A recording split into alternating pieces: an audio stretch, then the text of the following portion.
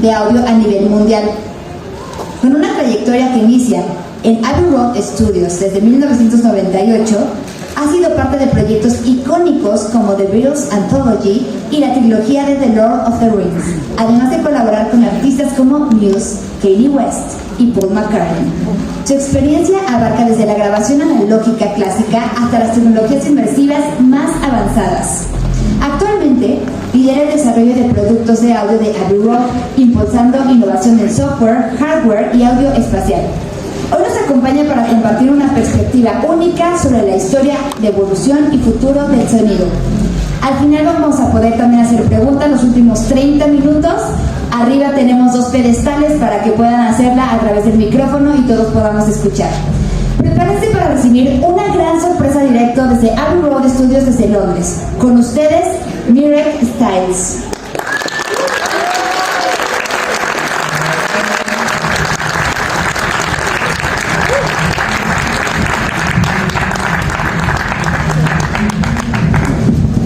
Hi everyone. Just need my slides on screen, if that's okay. Oh, there we go. Oh, got it. Jumped ahead. There we go. Okay. So, hi everyone. So yeah, my name is Mirek Stiles. I'm the head of audio products at Abbey Road Studios. I stopped counting after about 25 years how long I've been at the studios, but I've had pleasure over all those years of studying the history of technical innovation. I've always been constantly amazed at what's gone on in those hallowed walls. I started off as a runner at the studios and sort of worked my way up to an assistant engineer and then a recording engineer. I got to work on things like the Lord of the Rings projects and the Beatles Anthology and bands like Nick Cave and Bad Seeds and Muse. And today I work with our partners and our technical teams in creating music production tools, software and hardware, which are based on either sort of technical, intellectual, historic property, or the sounds of our rooms, or the technical expertise from our technical teams. In this session, we're going to explore how the Abbey Road story sort of links back to the beginning of this industry we kind of all know and love. And I've always seen Abbey Road as like a barometer of sort of technical innovation over the years. So before we start, I just want to point out this picture here. This is Hazel Yarwood. So Hazel Yarwood was a cutting engineer from the late 40s to the mid 80s at Abbey Road Studios. A true technical pioneer. She was the first person to use a diamond cutting stylus onto lacquer. So you know, she was a bit of a legend. So I thought that was a great photograph I found of her, and I just wanted to put that up there. So when I say we're going to look back, we're going to go right back to the beginning. I think it's always worth remembering that, you know, since, you know, the first instrument as we know it so far is about 60,000 years old. This industry we're in is just like a tiny speck in the ocean. I always think it's worth remembering that. About 150 years old in the grand scheme of things. If we modernise a little bit, we've got the lute players being depicted in Egyptian paintings from 1350 BC. And then if you jump forward to, you know, the first gramophone record being released in 1987, that's like a big gap there. So I always like to remind myself of that. So the beginnings, so the first recording, so the first ever device that was able to capture an impression of audio, if you like, was the phonograph in 1857. It wasn't actually designed to replicate music. It was actually designed just to study acoustics and draw sound waves based on envelopes and capture like an acoustic impression of the room. No one actually thought of using it to recreate music. They didn't know they actually had the information to do that. And it wasn't until Thomas Edison came up with the phonograph in 1877 that the recording of sound became a real thing. But even Thomas Edison only had this in mind for dictation, so for secretarial work, to make notes and then type up those notes later. Music wasn't on his radar in any way, shape or form. And it wasn't until this guy, Emil Berliner, who was a German-American inventor, he carried on the work of Thomas Edison, and he actually had music in mind. And he came up with the gramophone, like the flat kind of disc, 78 RPM. And he came up with a method for not only being able to record it, but to be able to quite efficiently stamp and reproduce these discs. And he foresaw like an industry for this. But it was very basic. I mean, the frequency response was only 250 hertz up to about 3 kilohertz. So, you know, compared to today of 96 kilohertz or what have you, 32-bit, I mean, this was very lo-fi. But he had the method and the vision in mind. And he started the North American Gramophone Company in 1894. It started very slowly. It wasn't an immediate success. But he had this vision for this thing, which is recorded music, a music industry, if you like. So his recording assistant, if you like, a guy called Fred Geisberg, this guy here, he worked with Emil Berliner, and he was actually sent by Emil over to the UK to start the European Gramophone Company, if you like. So this is him and his team being on a boat from Liverpool to London. He had nothing apart from a very basic recording setup, a bicycle and some notes, contact notes from Emil Berliner. He was literally going with everything carrying in his hands to set up this industry. And Alfred Clark was sent a few years later, and he was the CEO of the Gramophone Company. And what Fred did was he located to a hotel in Maiden Lane in Covent Garden in central London, and set up a very, very basic recording setup. This is the hotel here. It's now a pizza restaurant, so at least they're still making flat, round things. And next door is a very famous restaurant called Rule's Restaurant, which kind of plays into the story quite well. So just imagine this. I mean, there's no electricity involved here. This is all mechanical, right? The Electricity Act wasn't passed until 1925 in the UK, certainly. So effectively what it is it's an acoustic horn which picks up the sound, the vibrations onto a rubber diaphragm, and then that cuts onto a wax-coated zinc disc, if you like. And then they dip that disc into acid to imprint the groove. I mean, it was all quite sort of dangerous, I imagine, and not particularly good for anyone's health. But that was pretty much it. It was as basic as that. And he found, he actually had a hard time finding artists to record, because understandably they were quite suspicious, like, what is this thing? It blew their minds a bit. So he used to go to the restaurant Rules next door quite a lot, and he got talking to one of the ladies who worked there behind the bar, called Syria Lamont, and she was a singer. And she was one of the first recordings he ever did in the UK, was this lady Syria. And he also recorded members of the Trocadero band around the corner as well. And apparently the artists he did manage to convince, they would turn up in their full stage gear, full makeup, you know, just not understanding what was going on, you know, and they weren't very pleased with the results. Imagine the first time you heard your voice back in a recording. It's horrifying. It's like, I don't sound like that, you know. Imagine if that's your entire career as being a singer, and then you hear your voice back for the very first time. I think it blew their minds a bit. So it was quite a difficult process, and very difficult to convince artists to get involved. But he persevered, and he made recordings, and 10 years later, they started building these factories in Hayes in West London. So they had they had offices, a small studio, R&D facilities, and a way of actually pressing and stamping these recordings and start selling them, and the gramophones needed to play back the recordings. So the very beginning of the entire industry, really, certainly in Europe. It was very, this is called the acoustic era, by the way, because still there's no electricity involved. So it was all counterweight-driven cutting lathes, so all mechanical.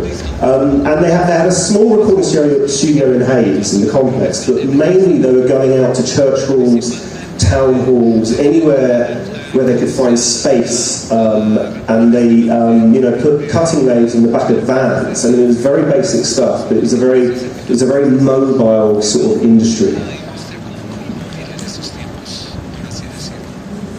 And here's the Hayes studio. So effectively what you've got is this acoustic horn being placed in front of musicians. If you wanted a musician to be louder in the recording, you would just move them closer to the horn. There's no mixers, no way of balancing anything. It was all completely acoustic. And I love this picture here of the conductor behind the singers. So I think that was very much a publicity shot, but apparently it didn't sound that great. I mean, you can see it's a very small room and they're cramming a lot of people in it, so hence they used to do a lot of mobile recordings. But it wasn't ideal. There was a lot of problems with finding space, getting bookings in the diaries. There was sound leaking into the recordings, there was sound leaking out into the surroundings. And it was this guy here, a guy called Trevor Osmond Williams, who was an A&R man for the gramophone company. He was like, look, we need our purpose-built facility for this. We need to build our own place for this. Such a thing didn't exist, certainly not in the UK or anywhere in Europe, like a purpose-built recording studio, apart from that very small, sort of rustic sort of facility in Hayes. He had massive pushback from the board of the gramophone company. They weren't interested in any way, shape or form, particularly Fred Geisberg himself. He said, why would we sink all this money into this? You're mad. Alfred Clark, the CEO, wasn't interested either, because they kind of had this system in place, it was kind of working, so they're like, why do we need to do this? But Trevor had this vision, and he kept pushing, and eventually he got permission from the board, permission from Alfred, to find a facility, or at least a place to sort of build this vision. And he looked around various places in London, and he found this building here, number 3 Abbey Road, which is a townhouse built in 1829 in an area called St John's Wood at London. Quite a bohemian area, quite a lot of artists lived there at the time. But what was great about it is that it was like close to central London. It wasn't near any train lines or anything like that, or any big traffic. So it was nice and quiet, perfect for recordings. But what really attracted him to this facility was this is the original kind of deeds, if you like. It was this bit here, large garden at rear. So his vision was to buy the house and then build the studios in the garden. There's this huge garden. And you can sort of see it. This is the slightly more modern studio photograph, but this is, you can see number 3, the house there. And everything at the back there was the original garden. And that's where they built the studios from the ground up. So from 1929 to 1931, 3 years, they didn't really know what they were doing. No one had built a studio before, but they went for it. Tragically, Trevor died in 1930 of a brain hemorrhage at the age of 40. So he never got to see his vision come to fruition, which is a tragic shame. But he was a true visionary, and if it wasn't him, I wouldn't be standing here now talking to you all. So the opening ceremony was in 1931. With the LSO and Sir Edward Elgar. They invited the press down and put chairs out and did a performance for everyone. The headlines were like London's latest wonder, that sort of thing. It really was a bit of kind of a new era, as it were. This guy here, Paul Robeson, he was a local artist from America, but he lived locally in St John's Wood. He did a lot of test recordings with the engineers before the official opening. And it's very basic stuff, and you notice that they had this stage. This is actually the back of Studio 1. They crammed the orchestra onto the stage at the back of the studio because they were trying to recreate a concert hall. That was their vision for it. It wasn't until later that they started to spread the musicians around the huge space they had, which made sense when you think about it. But very basic stuff, just 2 microphones hanging above the orchestra. Bare brick walls, which we'll talk about in a little bit, which didn't sound that great apparently. Around this time, there was this guy here, a guy called Alan Bloomline. He was a technical engineer for Columbia in 1929, and he moved over to the gramophone company.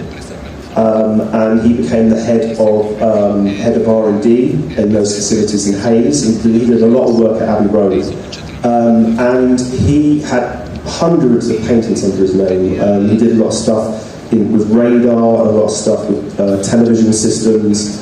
But he is also the grandfather, if you like, of stereo. He called it binaural. Because everything before this was mono, certainly at Abbey Road and in the UK. And the story goes, he was sat in a cinema one night, and he noticed as the action was moving across the screen, the sound was just stuck in the middle. It wasn't following the action on the screen. He found this very frustrating. So he went home and invented stereo, you know, as you do. He just had this vision for it, and he did a lot of early films in the complex in Hayes, and you can find these films on YouTube, and they're hilarious. They're just demonstrating people basically walking from left to right, just to kind of give the demo of this field of sound moving across the sound field from left to right. They're quite hilarious videos. They're very Monty Python. It's just like 1, 2, 3, 4, and people walking around. But it proved his concept. And he did some recordings in Abbey Road in 1934 in Studio One. He recorded Mozart's Jupiter Symphony with Sir Thomas Beecham conducting, and he also did Ray Noble and his band in Studio 2, which is like the pop studio at the time, the jazz big band studio. The problem was the world kind of wasn't ready. You know, radio, television, you name it, it was all still mono. So he had this vision, and he was just a little bit too ahead of his time, so everything's got packed away and forgotten about for a few years. Unfortunately, you know, Alan died at the age of 42 testing radar. He was in a plane during the Second World War when the plane crashed, and he was testing his radar system HS2. Which some people claim was the reason, or certainly helped with ending the Second World War sooner than it did. So, you know, not only was he kind of a technical innovator, he was also like a bit of a hero. So, yeah, Alan Bloomline is a very, very interesting character and a very sort of amazing part of the Abbey Road story. When Abbey Road opened, or before Abbey Road opened, I should say, they were using the Western Electric recording system. And that worked on a royalty system. So you used their cutting lathes, you used their microphones, but in return you had to give a royalty for every record you sold, which was obviously not ideal. So the gramophone company asked Alan Bloomline to sort of backward engineer the entire system and come up with their own system. And the system he came up with, they were so pleased with it. It was better quality than the Western Electric system, and more importantly, they didn't have to pay this royalty anymore. So this is around about the same time that Abbey Road opened. So when Abbey Road opened, it was using Alan Bloomline's recording system, not the Western Electric system. The studio was not a fun place to be in. It wasn't a creative place. Artists described it as a torture chamber. The reason being is because when you're cutting onto these wax-coated discs, right, you have two options, start and stop. If someone made a mistake, you had to redo until you got the perfect take. So probably the most famous example of this is Arthur Schnabel, pianist. He recorded all of Beethoven's piano sonatas, which is about 10 hours worth of music between 1932 and 1935 on discs which had a 4-minute recording time. It drove him insane. You know, this quote here I love, you know, I'm physically and mentally too weak for this process. I was close to a breakdown. One can only play for 4 minutes, you know, the recording length, and in those 4 minutes you're hitting 2,000 keys. If two of those are unsatisfactory, you have to repeat all those 2,000 keys. And it went on, you know, Sergei Prokofiev, God, I can't even pronounce his name, that's too dry.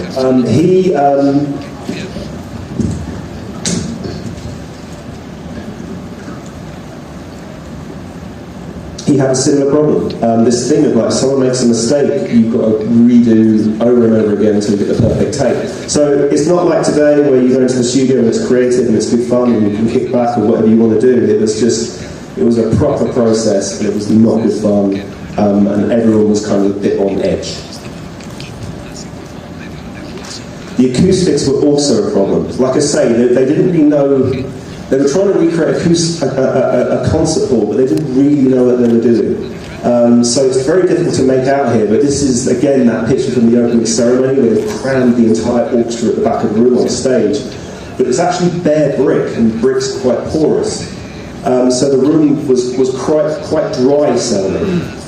So Arturo Toscanini, he apparently, his first recording at Abbey Road, he threw his baton down on the floor and stormed out saying, I can't possibly record in a room like this. It wasn't used to the concert halls he was used to recording in. So over the years, they tried various different things out. They kind of built over the bare brick. And at one point in the 60s, they got quite desperate and came up with this system called amberphony. I don't know if you can make this out here, but these are actually speakers, and they placed about a series of 100 speakers all around the room.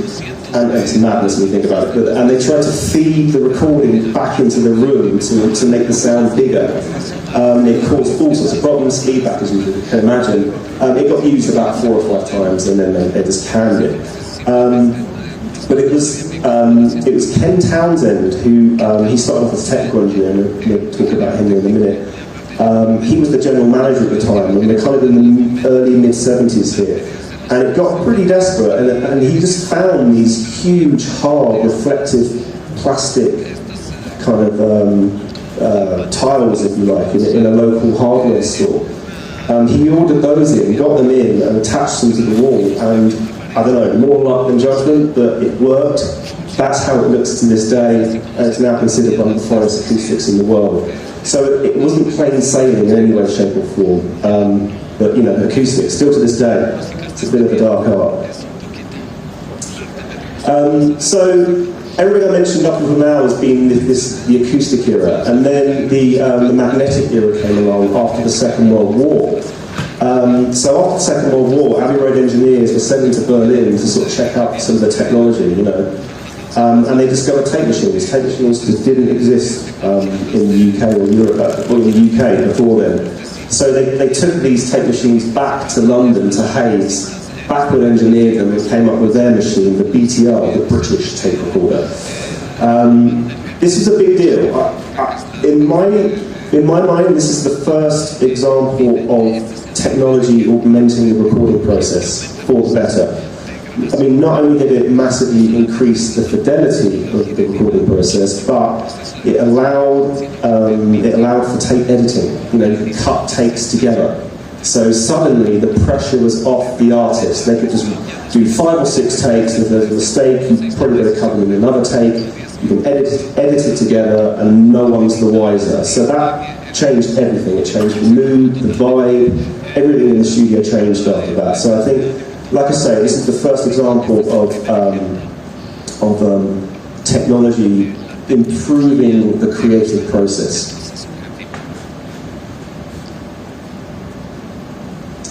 So RED, the Record Engineering Development Department, this was set up in the mid-50s.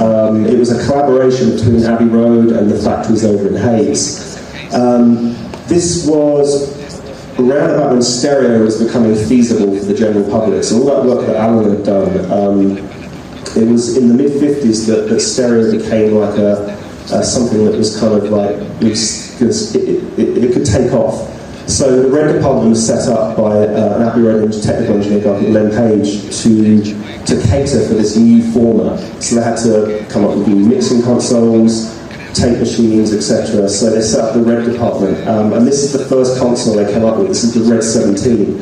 I'm very fortunate. I actually have this desk in my office. It's still in existence, and it sounds absolutely wonderful. It's an all-valve desk, very basic. You've got top and bottom EQ on each channel, and a gain. That's pretty much it. But it has faders, you know, and it kind of looks a little bit like a modern recording studio, a modern recording console. So yeah, that was kind of the birth of the modern recording studio at Abbey Road, the RED 17, which is a fabulous bit of kit. And then the desks developed. This is the famous RED 51 desk. The RED 17 was just a stereo desk. The RED 51 was designed to be used with 4-track tape machines. Again, all valve, and this is probably the most famous desk because it probably did, 90% of the pop music recorded in Abbey Road throughout the 60s. But then transistor technology came along later on in the 60s, and this is the TG desk.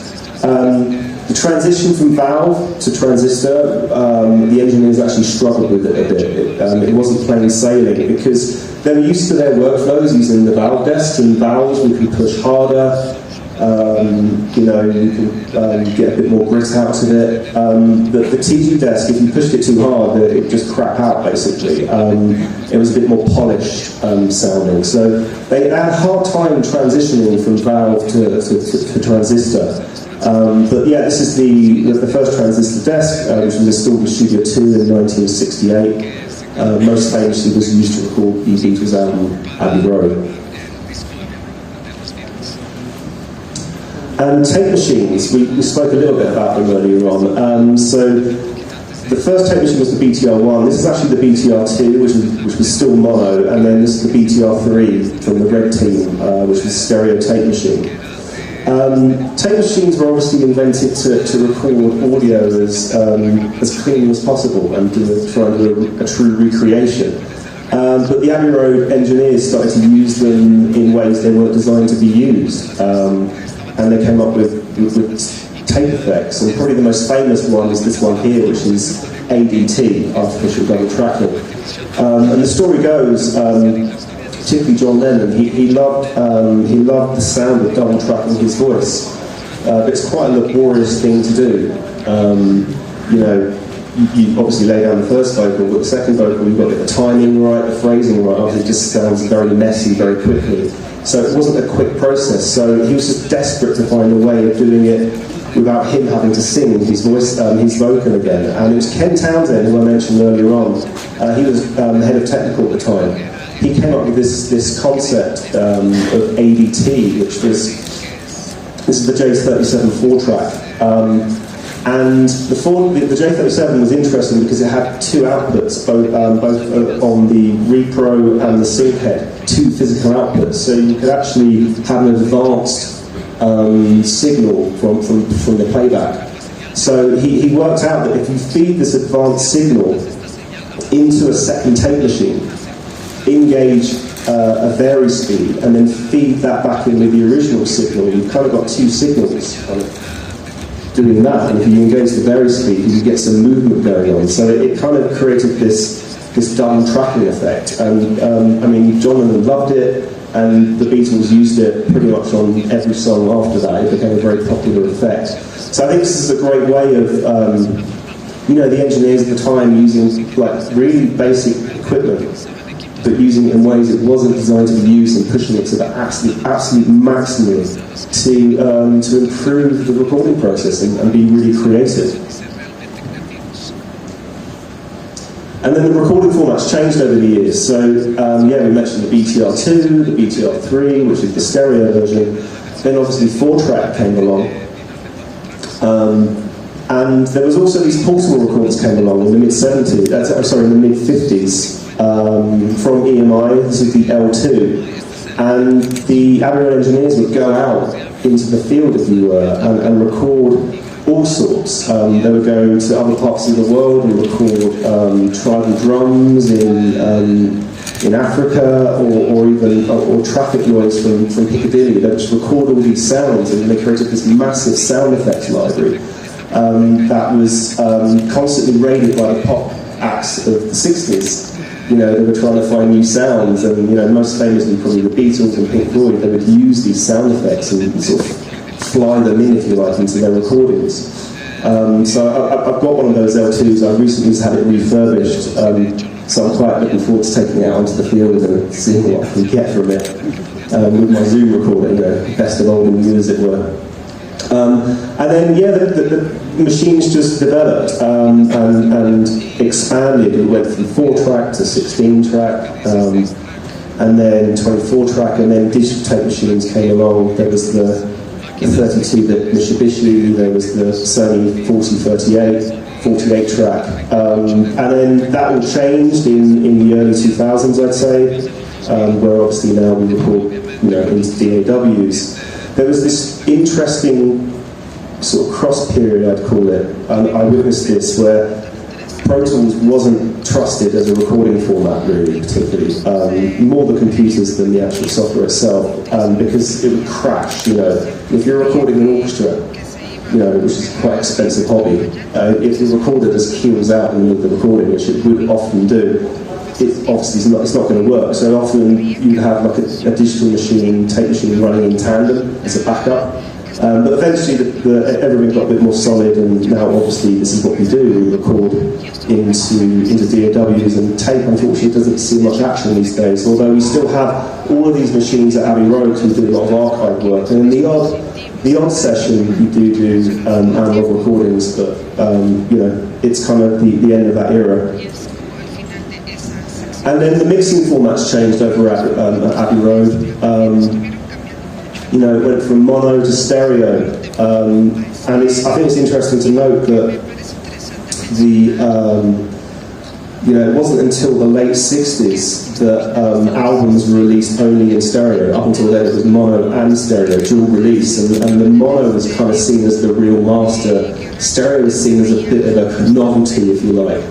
So it wasn't until the kind of certainly the late 60s where the albums were kind of being released in stereo only.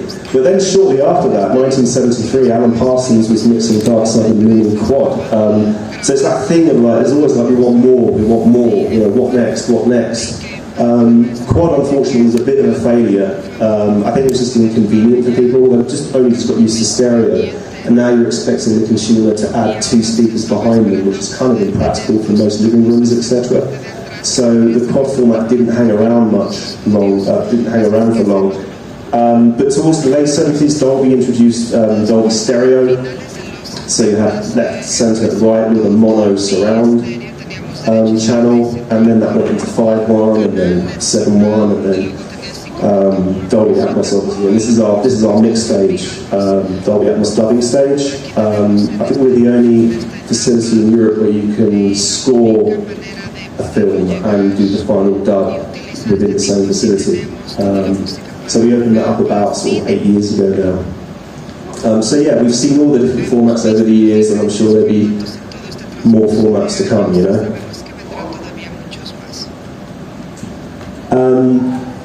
Yeah, EMI R&D, I mean, they were really interesting. In the mid-70s, they started to come up with this concept of digital recording and mixing. And in 1979, they came out with their digital recorder, and then in 1980, they showed their digital mixer. There was only one of each made. It didn't take off, unfortunately. This was around about the time that innovation at Abbey Road and Hayes was starting to sort of wind down. There were new kids on the block. We had mixing consoles from Neve, and the tape machines from Studer, etc.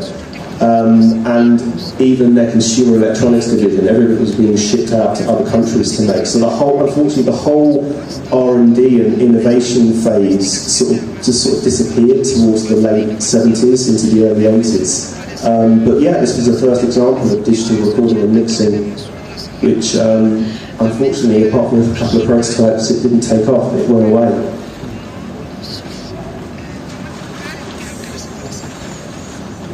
So film scoring is like a massive part of Abbey Road today.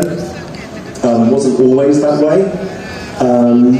It was an interesting period. So in the mid-70s, particularly in Studio One, the room just wasn't being used. There's all sorts of stories of Pink Floyd playing games of five-a-side football in there with the technical team, and games of badminton matches and all sorts. Just the room just wasn't being used for recording, and the reason for that is that the kind of classical music scene, that they recorded most of the repertoire. There wasn't much new repertoire coming through at the time. And the CD, the digital thing, didn't kick off till the 80s. So in the mid-70s, it was a problem. Studio One wasn't being used, and the suits, if you like, at EMI, they noticed this, and they put a lot of pressure on Ken Townsend to come up with a solution for it. And Ken actually came up with a plan to divide Studio One into 4 pop studios with underground car parking facility. That's how desperate he got. Again, if he had done that, I don't think I'd be standing up here today. But luckily, the stars were aligned. There was this scoring stage over in West London, in a place called Denham, called Anvil. And that was run by a legendary scoring engineer, a guy called Eric Tomlinson, and he recorded Alien, Star Wars, Return of the Jedi, Empire Strikes Back, all these classic films. The lease was up on his building, and he was desperate to find a new place to record scores. And Ken Townsend was desperate to fill Studio One and not turn it into pop studios, because it had a lot of history to it, it had a great sound to it. So they came together and formed Abbey Road Anvil Screen Sound, and the 4th score they did was Raiders of the Lost Ark, and it just sort of snowballed from there. They did what's called Revenge of the Jedi then, but they did Return of the Jedi, Aliens, Robocop, Willow, all these classic films in the 80s were scored at Abbey Road, and it just became a scoring facility. So yeah, that was a lucky break, I think.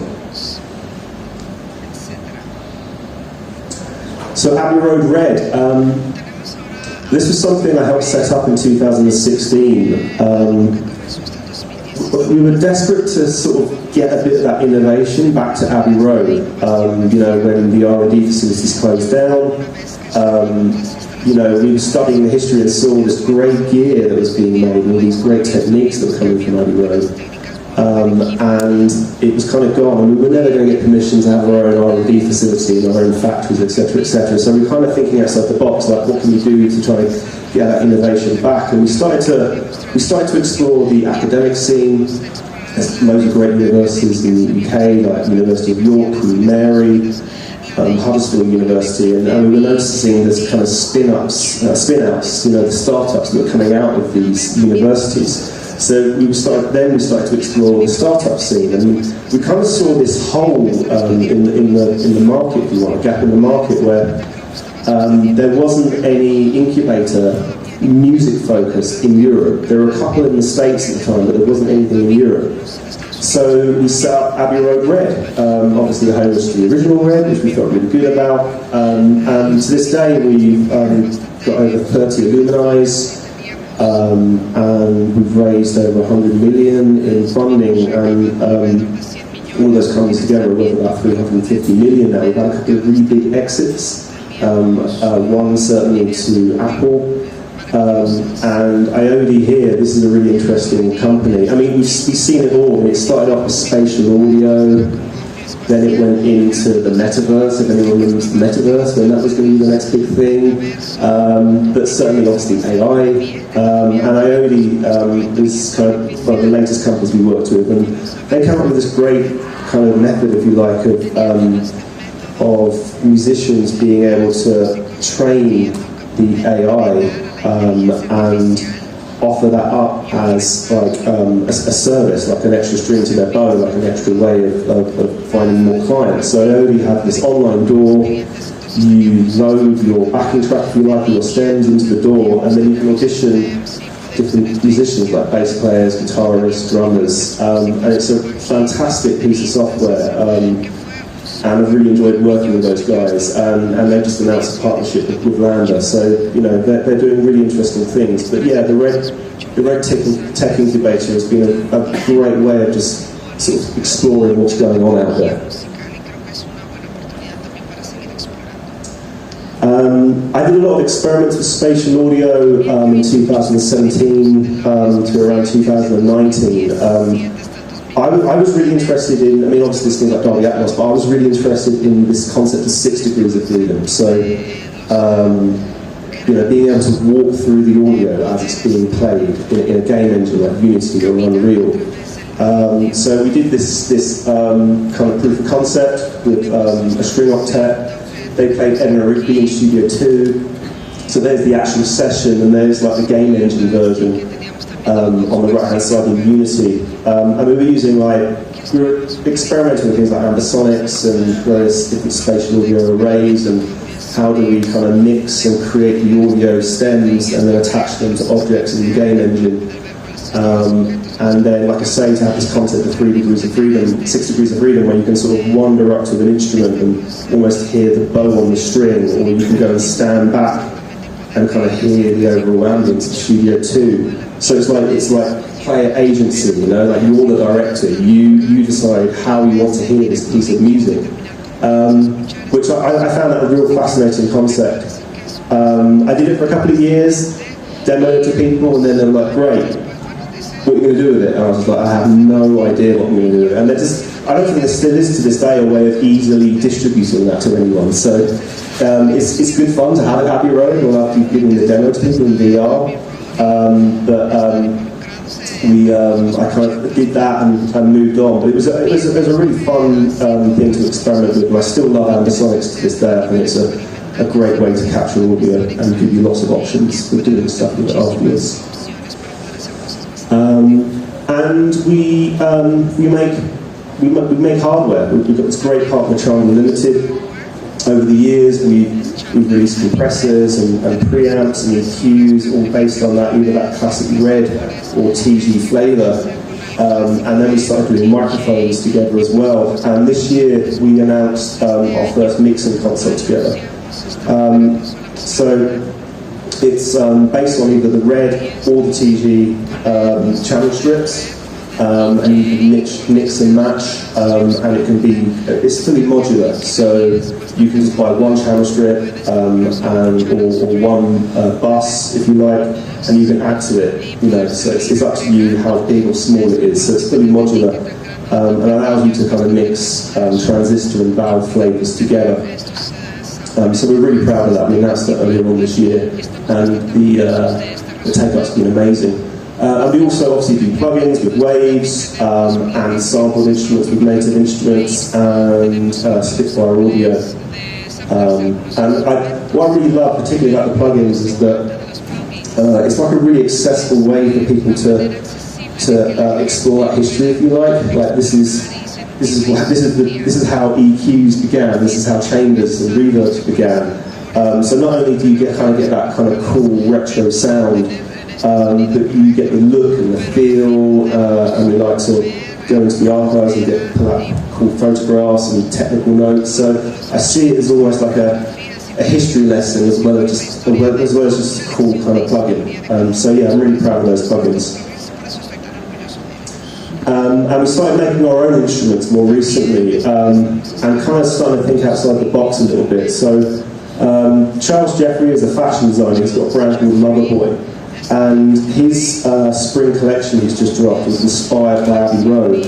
Now I had nothing to do with that, but I spoke to Charles because I knew he was kind of interested in sound and audio, and he's got a great musical director who does his shows, his runway shows.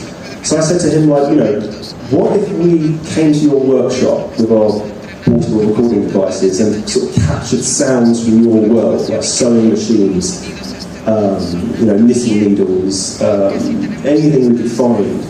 And also, his workshop is in an old building called Somerset House, and there's these huge stairwells at the back. We've got the most amazing reverb, so he did impulse responses through the stairwells. And then he and his musical director came to Abbey Road, and we were triggering drums with knitting needles and plucking piano strings with his fabric scissors. So sort of mashing those two worlds together, if you like, and just coming up with a really sort of fun, free plugin that, you know, people can explore. And we're going to do more of those, I think, just like interesting collaborations that people wouldn't necessarily go for.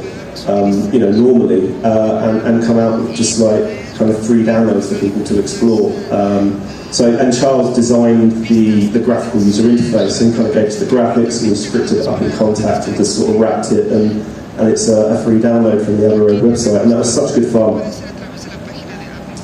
And we've kind of been exploring consumer audio now, and it's kind of interesting. This does go back to the origins of EMI and those factories in Hayes, because they used to do televisions, radios, you know, consumer devices. So we've kind of gone full circle, and we were approached by our speaker partner, Bowers and Wilkins, and they said, we do car audio. How could we get some Abbey Road DNA into the car? And I was just like, look, I have no idea, but okay, let's have some fun. Let's try it. Let's see what we can do.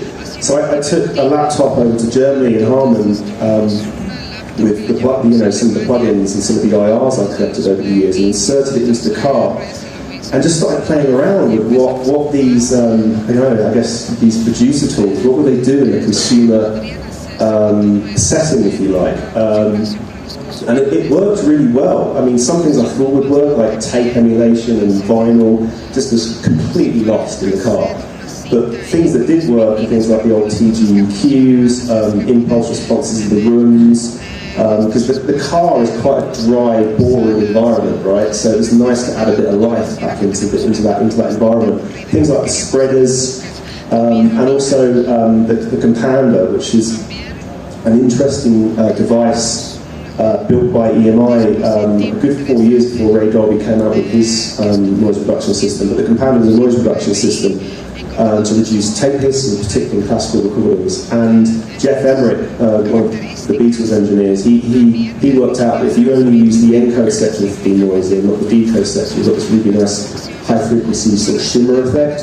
So we did a plugin of that, and then I tried that plugin in the car, and suddenly, like, you added those flavors together, the spreader, the EQ, the IRs, and the Compander, suddenly the car was like really came to life. So Volvo took it on board, Polestar took it on board, and here's the sort of the user interface you see in the car. So that was like a way out of my comfort zone, but it was a lot of fun, and it sort of turned out to actually provide, a really good listening experience. And off the back of that, we're going further into consumer electronics. This is a really interesting piece of software. This is audio even by a company called DSP Concepts. And I would say they're embedded in pretty much, or they're available to pretty much 90% of the consumer electronics market as a way of building audio setups in soundbars, laptops, mobile phones, etc., and also car audio, obviously. But effectively, you kind of got this blank canvas, and you can drop in different components, different flavors, and different ways of spreading audio around. So we made up our own components, TG, Red, IRs, you name it. And so we got our own kind of bespoke components that work inside Audio Weaver, and we made our own GUI as well for that. So we're starting to present ourselves into the consumer electronics market, which is super exciting. Again, out of our comfort zone, but that's kind of what it's all about, right? You've got to try these things. And remote collaboration. So in 1967, the Beatles were involved in this concept called Our World. So it was the first ever satellite link-up around the world, and various countries had to put forward an artist or someone to represent their country, how they wanted to be represented in this Our World. So the Beatles were chosen for the UK, in 1967 they were in Studio One and they performed All You Need Is Love. Apparently, this was uncharted territory, and Jeff Emerick had a bottle of scotch underneath the red console to steady the nerves. It was like a big deal, no one had done this before, but it worked really well. But my point here is that you needed a satellite dish the size of a block of flats to make this happen, right? It was very early on, and then even when they did these special editions of Star Wars, move on 30 years in the late 90s,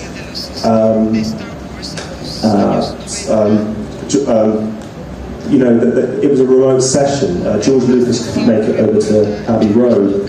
John Williams was at Abbey Road, and they were extending these scenes. So George went to listen in, and it still involved, an outside broadcast truck, with dishes and satellites, etc. So it was possible, but only if you had the money and the means to actually do that. So it wasn't available to the masses, certainly. And even when we did the Lord of the Rings films, Peter Jackson and Fran Walsh were down in New Zealand for most of this, but all the music was being done in the UK.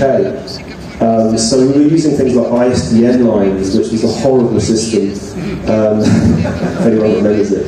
it involved me patching things up and dialing in telephone numbers and linking up, and it didn't sound very good, it dropped out and all sorts. I mean, using things like polygons and small video cameras. I mean, to me it blew my mind. I was like, oh my god, this is the future. I can see Peter Jackson down in New Zealand live on screen doing these playbacks for him, but it still just wasn't easy to do. It really wasn't, but it worked. We got through it. But then, you know, I'd say around 2017, 18, we noticed a lot of the engineers at Abbey Road were using this thing called audio movers. And they loved it because, you know, remote sessions is quite the norm now. And what I mean by that is, certainly from Abbey Road's point of view, is that you're doing a film school and the director's still in LA doing whatever he's doing or she's doing, and you know, they just want to listen in to what's going on. And we noticed the Abbey Road engineers were using this thing called audio movers because it was just solid, stable, just worked seamlessly. There was no more patching things in, putting in telephone numbers and all that sort of stuff. And we certainly didn't need a satellite dish the size of a block of flats. So it was just like really kind of seamless. And then particularly when the pandemic hit, it was a lady called Dominika Dronska, who was head of digital at Abbey Road at the time. She just had this vision for, like, she started to talk to the audio movers founders, Yuri and Igor, and she was like, look, why don't we just get these guys to become part of Abbey Road? You know, they're geniuses. What they do is brilliant. You know, and again, there's that vision of like getting a bit of innovation back into Abbey Road and starting to build our own tools again. So yeah, that was a really smart move, and we're really proud that audio movers are now part of the Abbey Road family.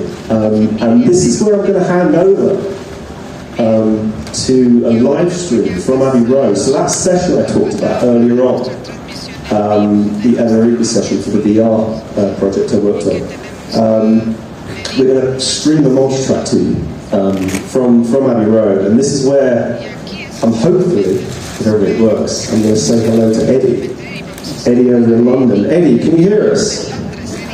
Oh my god, it worked first time. Fantastic. Let me know when I'm up on the screen and I'll say hi. You are up on the screen. I'm up on the screen. Hey, Eddie! I'm here at Abbey Road. I've got a studio book, which show you outside, original Abbey Road. I'm going to pop up to my studio, give me about 30 seconds, I'll be back, and I'm going to stream you some mock tracks. Cool, see you all soon. Yeah, I'm dying a bit. So, the session we're going to play you, I don't know if anyone's aware, so this is String Octet in Studio 2, playing Emma Rigby. That was a really fascinating session, the original session that is. So Jeff Eric did like super close miking on the strings, and you can hear it's like a really intimate recording. I think it's one of the best string recordings ever, and two, I think George Martin's own was just absolutely stunning. But what I got a real kick out of was that we were using the same microphones that we used back then on this recording, you know, KM84s and U47s and all that. So I thought that was really cool. So I'm super happy that we're going to be able to play this to you because Eddie's got the multi-track. Are you ready for us, Eddie? I'm ready. I've got that. My strings upstairs. Cool. Yeah. So as Mirek mentioned, we've got the multi-tracks up. I'm just going to share my screen so you can see what I have up as well, and I'll give a bit of background on what you listen to as well. This is how the audio will be travelling. Can you all see my screen okay? You can. Fabulous. Nice one. So, I've got a personal session here. I'm not sure if the link is connected. The tech team might need to reopen the link I sent. If that's okay, I can't see anyone connected. Do you hear my audio? No. Got thumbs up. Thumbs up, that's coming through.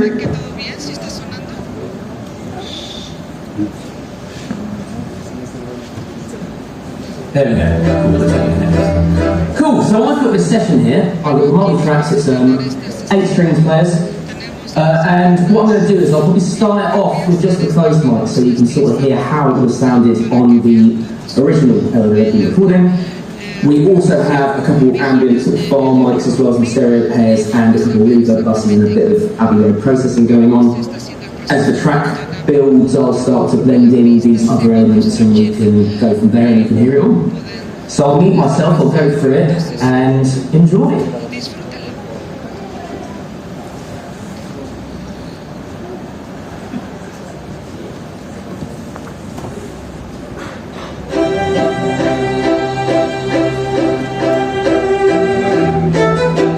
Now we've got the violins and the violas.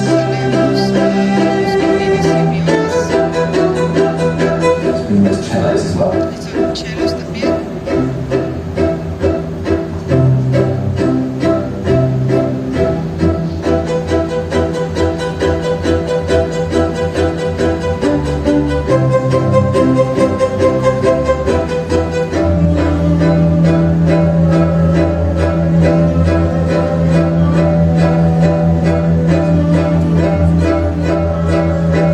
Just going to bring in that stereo pair mics as well.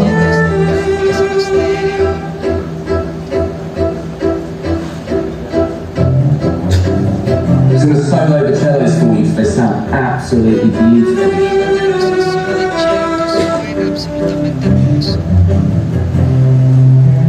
Bring in some ambient mics now.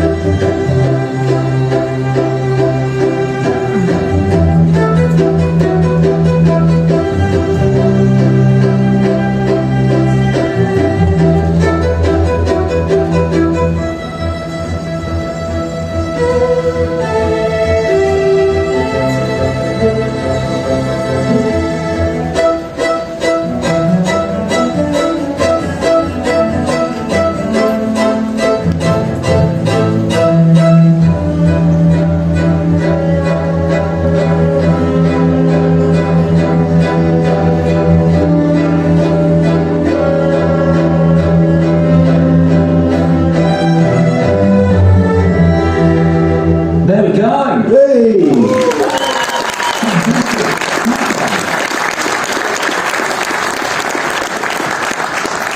Thanks, Eddie. What about that? It worked. It did first time. All works. Thanks, Eddie. Well, I'm not anything against audio movers, but internet connections and all that. But yeah, well done. Thanks for that, Eddie. Fantastic. I'll go ahead and turn my camera off and stop the screen share. Everyone, have a great rest of your sound check. Be great to see you.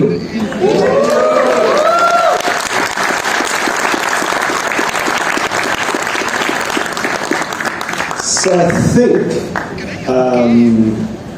we have some time dedicated to Q&A if anyone has any questions.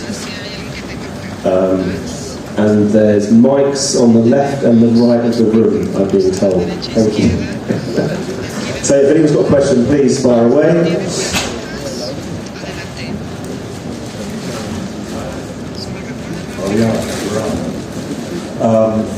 Do you know why into the 60s the Beatles still were using 4-track when Tom Dowd had 8-track and you'd think that they had the resources, but my understanding is they had a 4-track. Yeah, that's a really good question, good observation. So Abbey Road they were quite strict technically, right? So if a new piece of equipment came in that wasn't from EMI, they would scrutinise it. They would dissect it, they would make their notes. They just didn't trust stuff from the outside world. So there is a famous story of, Abbey Road was behind the times when it came to multi-track recording. And I think the Beatles got really frustrated with it. And there is a famous story, I think it was Ken Scott and George Harrison, when they were recording the White Album, got wind, and this is what I'm talking about, they got wind of the fact that there was an 8-track in the building, but it was down in the technical department, and it wasn't allowed to be reused, and it was sat there for months. So Ken and George, they went in there in the night, dragged this machine out, and plugged it in and started using it, which I think Ken told me he would have got fired for that if it wasn't for George Harrison being involved. Abbey Road certainly wasn't quick in some respects in any way, shape or form, and that's a good example of it,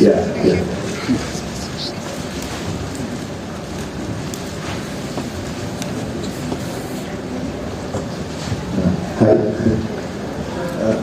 I heard at the beginning of the chat that you work in the trilogy of the Lord of the Rings. It's like a creative question.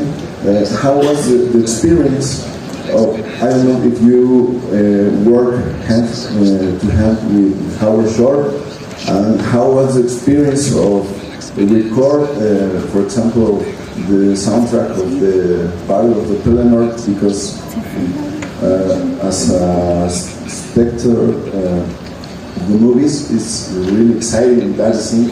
And how was the experience of record that soundtrack, and how was how hard could it be for you to record that? It was hard. I just to set the scene. I certainly didn't record it, and I was the assistant mix engineer. It was Lord of the Rings was something that, in terms of the recording sessions, will never be allowed to happen again. Right? I mean,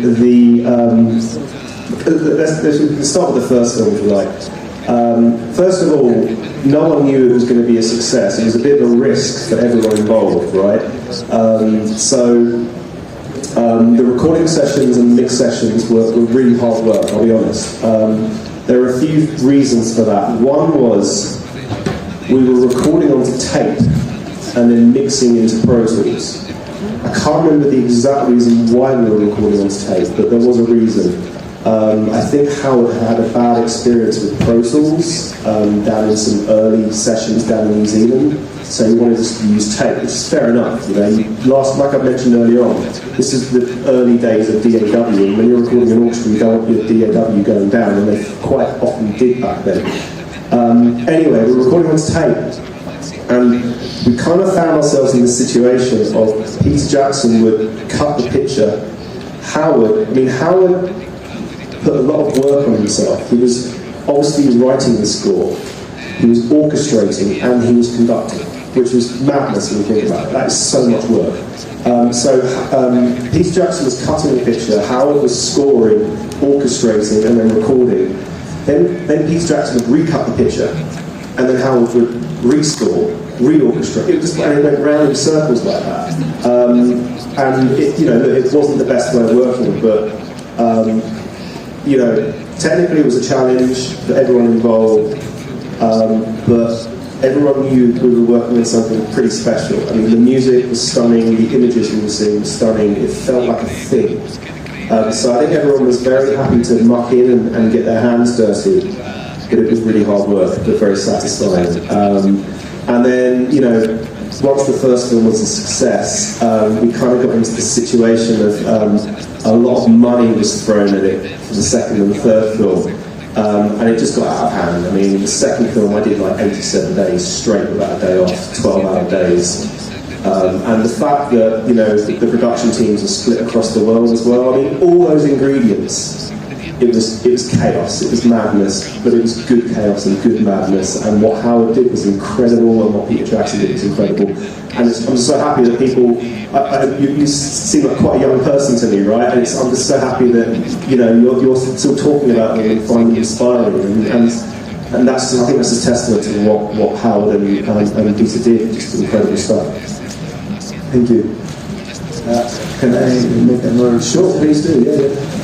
For you as an audio engineer, which could be the next step in audio technology?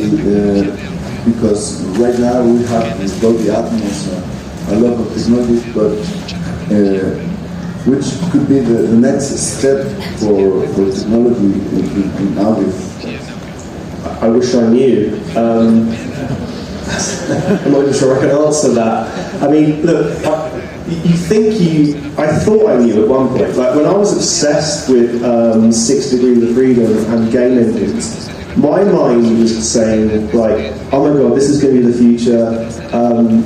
Bands are going to record music with 6 Degrees of Freedom in mind, and then they're going to present this to their fans, and you can walk up to the drum kit and hear more of the drums, or go right up to the vocalist and get that intimacy. And I thought it was like the perfect kind of 3D blank canvas for presenting music in like a really exciting new way.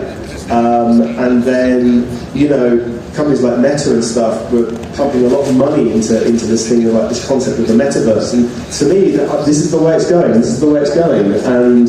And now I don't think it is anymore. So, I mean, you just don't know, right? I think you've got to try these things and be inspired by them and give it your best shot. But you don't know what's going to stick at the end of the day, right? But, you know, lessons learned.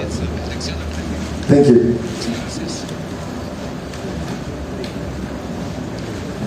Thank you very much, first, for your time and for the conference you are sharing with us. 2 years, obviously, but we do hear the world in 3D.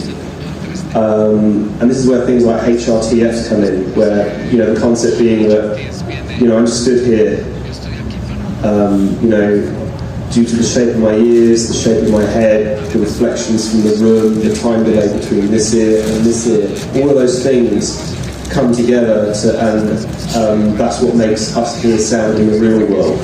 And when you've got just sound coming from the 2 speakers or the headphones just firing directly into each ear, that isn't really representing the real world. I'm not saying that's wrong, I love stereo format, but that isn't how we hear the world. So the way I see it is, over the years, people have tried to come up with concepts for mimicking how we hear sound in the real world, if that makes sense. So yeah, obviously it started off with stereo. I mean, the transition from mono to stereo is massive.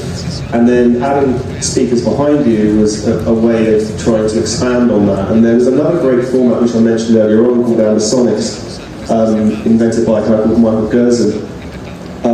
Again, completely ahead of his time. He came up with Ambisonics in the mid-70s, I think, just after the failure of Quad, right? So the music industry wanted nothing to do with it. They were like, we've seen Quads fail, why the hell would we touch this thing called Ambisonics?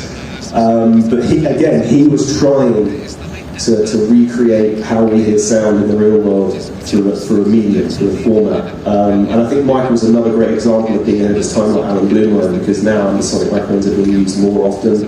They're certainly being used a lot for kind of virtual reality experience and stuff like that. So I think there's always this, and obviously with Dolby Atmos and stuff like that, I think there's always this kind of desire to try and recreate sound how we hear it in the real world. It's interesting because, like I say, I do love stereo. I think stereo is an amazing format. So it's different ways of representing sound, you know, and I don't think either's right or wrong. Can I say... A bad song, no matter how well you record it, it's still going to be a bad song. So I still think it comes down to the song and the musicians and the performance at the end of the day, before you get anywhere near the technical stuff. Without songs, the performance, the musicianship, the artistry, then the technical stuff means nothing really. But when those two come beautifully together, that's when the magic happens. I think the same. Thank you very much. I rather listen to the message than how it sounds really. But I asked the question because I know you're an audio engineer and maybe you like that. It sounds, you know. Right, I love it. I love sound design. Absolutely love it. But you know, the music's obviously very important to us. So yeah, it's like I say, it's a marriage that when it works, it's beautiful. Yeah. Thank you very much.